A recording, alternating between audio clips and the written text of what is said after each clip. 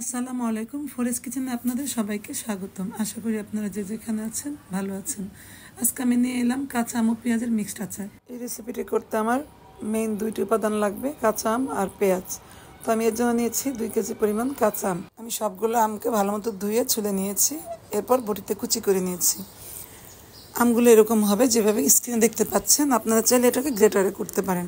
এখন এই কুচি আমগুলোকে আমি একটা বলে পানি সহ নিয়ে নিব, আর সাথে 1 টেবিল চামচ পরিমাণ লবণ দিয়ে নিব এবং 10 থেকে 15 মিনিট রাখার পরে আমি এগুলোকে চেপে চেপে উঠিয়ে নিব যেন পানি না থাকে।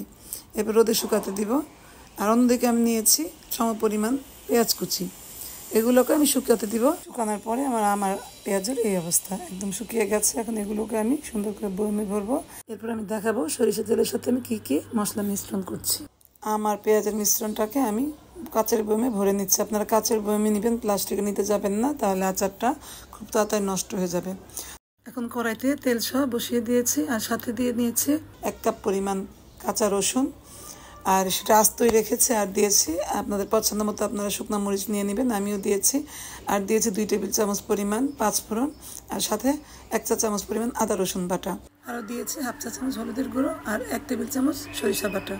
একদম সামান্য পরিমাণ চিনি দিয়েছি, চাইলে চিনিটা স্কিপ করতে পারেন। এখন আমি এই তেলটা যখন জাল হয়ে গিয়েছে এটা কিছুটা ঠান্ডা করে নিয়েছি, আর তার আগে দিয়ে নিয়েছি লাল দেখে বোম্বাই মরিচ। অল্প অল্প করে তেলটা ঢেলে নিয়েছি।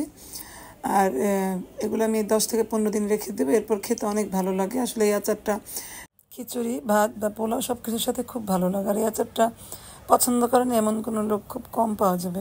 আমি চেষ্টা করেছি রেসিপিটা একটু সহজভাবে দেখানোর জন্য।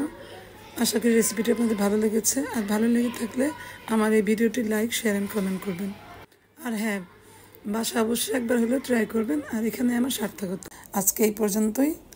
আশা করি অন্য নতুন কোনো ভিডিও নিয়ে চলে আসবো। আজকের মতো আল্লাহ হাফেজ।